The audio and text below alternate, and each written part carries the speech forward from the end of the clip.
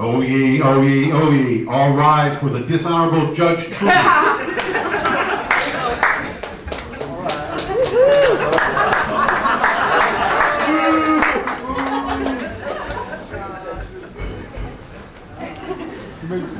Have a seat. My family courtroom will now come to order. Please be seated. Thank you. Jury, are you ready to hear your first case? Sure. Of course you are. Bailiff, bring on the defendant. Uh-oh. Be quiet, Mr. Wagener.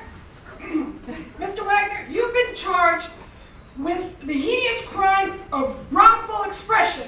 I'm sorry. How do you plead, Mr. Wagener? No, I didn't do anything. I was just trying I asked you, how do you plead? Guilty or not guilty? I was just trying to love No, my I kids. don't want to hear any explanation. I love my kids. Guilty or not guilty? Right now. Answer the question. Not guilty. Not guilty, Your Honor.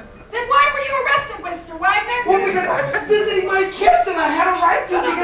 No. Show me how you, with malice and forethought, committed this heinous act.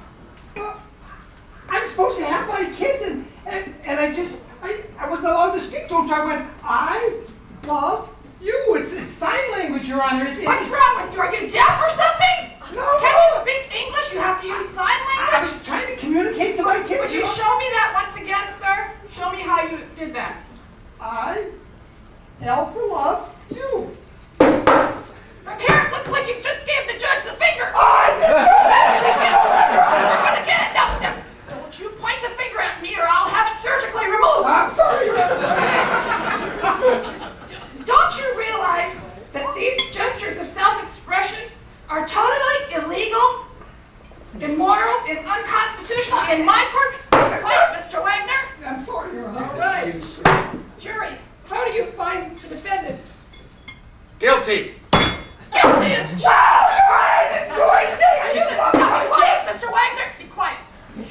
I sentence you to 6 weeks in jail. 6 weeks in jail for saying I love my kids. Mr. Wagner, bailiff, would you restrain us? I didn't do anything. Okay, now just listen to your sentence. 6 weeks in jail for saying I love you to your children, and 7 months of probation for giving Judge Trudy the finger. I didn't do it, Your Honor. I didn't do it. Bailiff, would you please take this man away? Take him directly to jail. Do not pass go. Do not collect $200. To my I would watch your child support payment here next month. How can I pay if I'm in jail, Your Honor? Bailiff, take him away. Help! And by the way, Mr. Wagner, have a nice stay.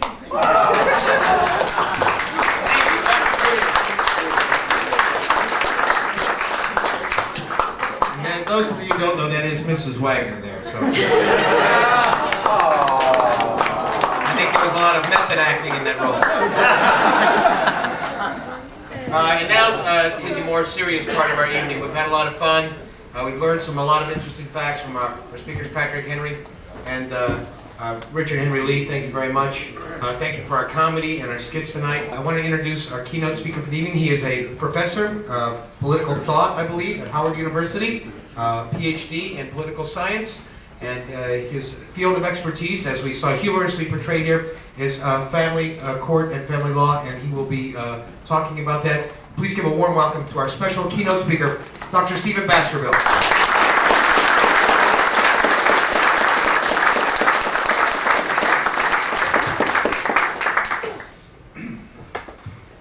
Thank you very much, Jeff. Can everybody hear me okay? Good. First of all, it's very wonderful to be here. I'm very honored to be asked to speak to you here tonight. When BJ asked me to speak here some months ago, I was very surprised, very pleased, a little intimidated to be speaking at the Sunday banquet. I was immediately thought, oh, I'm going to have to come up with some jokes. And with the exception of a few satirical pieces that I've written that I can share with you sometime, I didn't have too many, so I'm very grateful that part of the subject matter was taken care of. I couldn't think of too many humorous aspects of the judicial kidnapping of children and incarceration of their parents, so I'm glad that was the program handled that for me. I myself am a fairly recent convert to libertarianism. It wasn't a sudden miraculous conversion, but I'll just tell you, I don't usually do this, but I'll just tell you a little bit. Most of you probably think that Howard University is not known as a seminary of libertarianism. I got my PhD from the London School of Economics, which is another, bastion, shall we say, right, I'll let you use the word. I grew up in and around Washington, D.C. My parents both worked in the federal service, as we call it. We didn't use words like bureaucrat in our household. They were not permitted.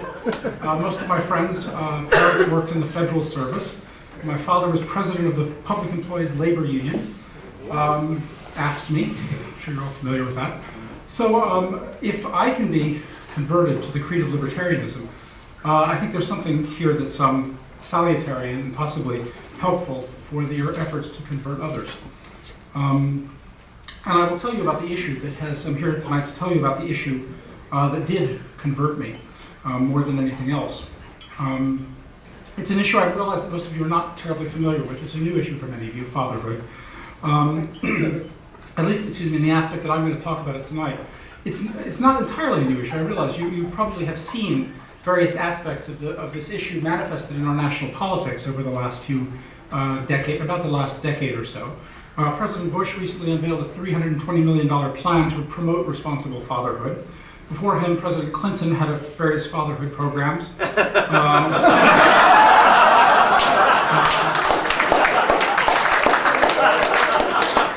Various degrees of issue, yes. Senator Evan Bayh has been promoting fatherhood, a televised fatherhood conference recently. Congress, the governors, the mayors' conferences all have task forces now on fatherhood promotion.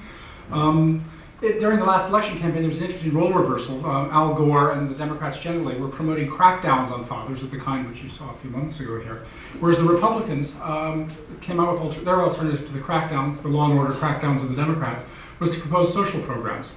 So you know that there's something fishy going on with the whole issue of fatherhood. There is, of course, a disturbing side of the nation's discovery of fatherhood. Clinton, at one point, promoted the Deadbeat Parents Punishment Act and announced a new child support crackdown, as he put it, to identify, analyze, and investigate parents for criminal prosecution. Secretary Donna Shalala seconded this, created a federal case registry to monitor almost 20 million parents, and the Directory of New Hires database, which I'll tell you about in a moment. Fatherhood is the great bipartisan dish of the month. And I know how libertarians feel about bipartisanship and the consequences of that. The crisis of fatherhood is very real. You've probably heard over the last decade, it's almost common knowledge now, virtually every major social problem of our time is connected with father absence. Violent crime, drug abuse, alcohol abuse, teenage pregnancy, truancy, all of these things correlate more clearly with father absence than they do with race or with crime or with income level.